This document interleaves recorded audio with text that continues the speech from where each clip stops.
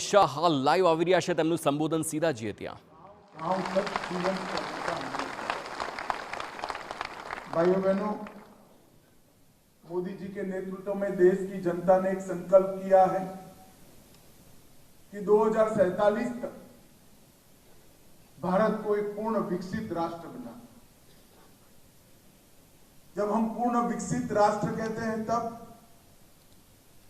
हमारी पूर्ण विकसित राष्ट्र की कल्पना पाश्चात्य कल्पनाओं से मेल नहीं खा।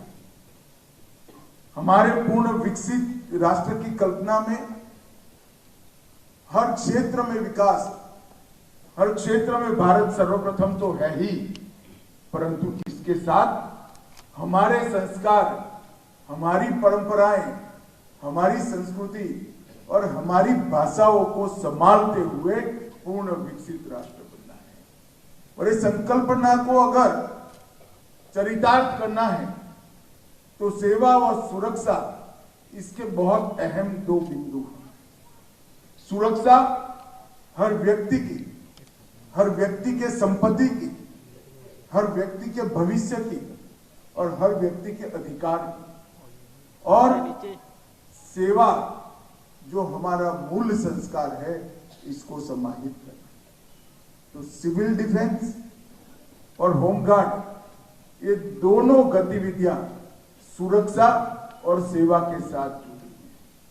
मैं आज यहां पर आया हूं तब मैं सुप्रीम कोर्ट के एक जजमेंट के लिए मेरा मतभेद सार्वजनिक करना चाहता हूं।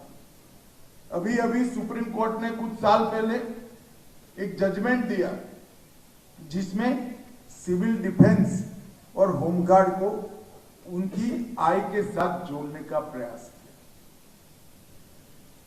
इसमें समयोचित बढ़ोतरी जो करनी है वो जरूर करनी चाहिए, इसको बढ़ाना भी चाहिए, परंतु इसके अंदर मूल भाव सेवा का है, स्वयंसेवक का है, स्वयं समाज की सेवा करने के लिए आगे आने का भाव है।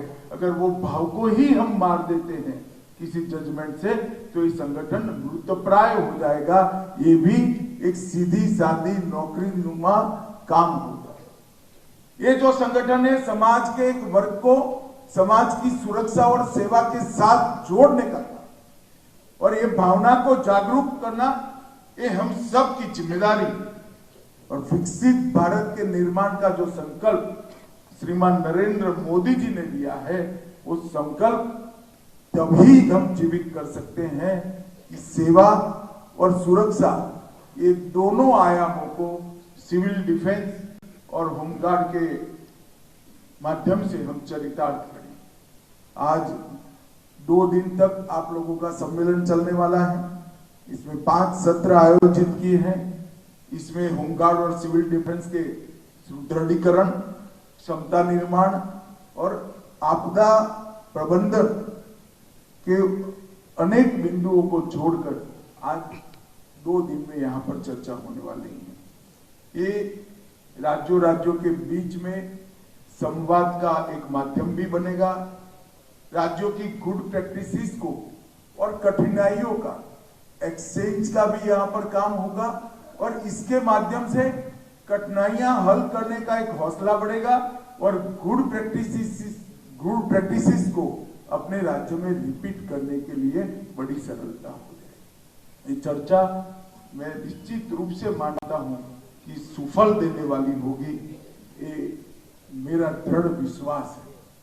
1962 से, वैसे तो आजादी के पहले से ये होमगार्ड और सिविल डिफेंस चल रहे हैं, परंतु 1962 से होमगार्ड और सिविल डिफेंस को महत्वपूर्ण भूमिका देने का काम हमारे प्रधानमंत्री लाल बहादुर शास्त्री ने किया और 62 में ही सिविल डिफेंस महानिदेशालय स्थापित हुआ और 68 में सिविल डिफेंस एक्ट भी पारित हुआ।